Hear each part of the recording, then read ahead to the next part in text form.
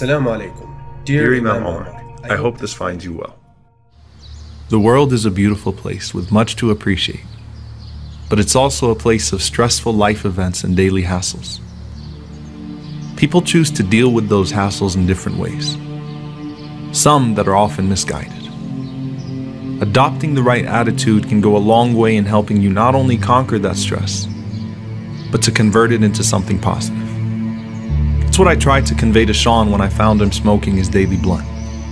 I tried to tell him that I'd seen others get addicted to this stuff and ruin their lives. But he seemed pretty stubborn about it, and insisted that it was just his daily moment of escape, and that it wasn't affecting his approach to life at all. When I asked him if he feared getting addicted like others, he just walked off and said, "I'm not like others."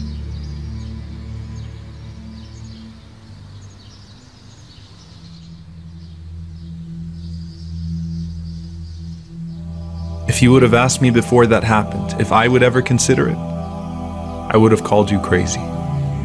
But suddenly my mind went to all sorts of places, convincing me that one time wouldn't hurt, and that no one would find out anyway.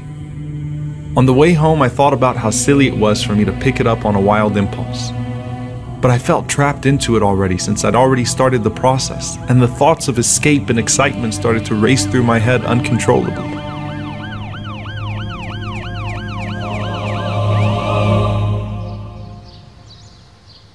And just like that, the thoughts of thrill and excitement were replaced by the possibility of getting caught and losing my career and my life.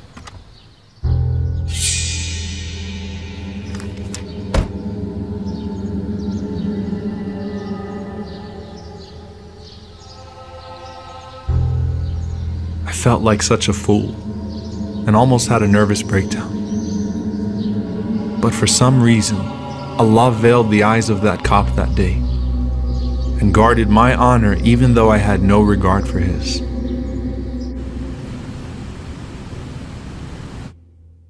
I couldn't even look Fatima in the eyes that day.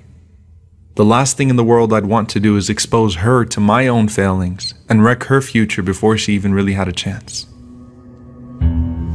But there she was in her beautiful innocence, tampering with the poison that I shamelessly brought home, showing me that the consequences of my behavior would be lived not just by me, but by those who I claim to love most.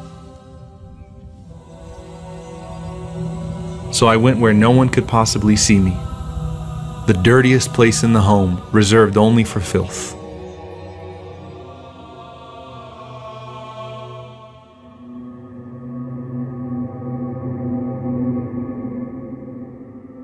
Yet Allah stopped me once again.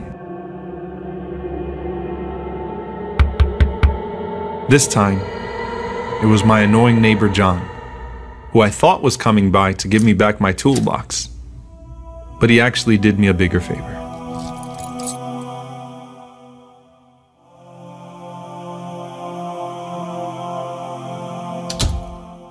It's amazing how absent-minded I'd become, and how horrible of a job I was doing covering my tracks. It was as if Allah was slowing me down and showing me how quickly things were going to unravel if I went through with this. That just because I'd entertained this thought didn't mean I had to accept it as my reality. That He was watching me the whole time and planning in my favor even as I tried to disobey Him. Who am I becoming? What am I doing? Who am I hurting? What am I running away from? What is my future? When will I wake up? I remembered the companion who was an alcoholic and seemed just like another drunk, but the Prophet, peace be upon him, believed in him and said that he loved Allah and His Messenger, and that love would eventually bring him to his senses. I thought about what you said, and you're right.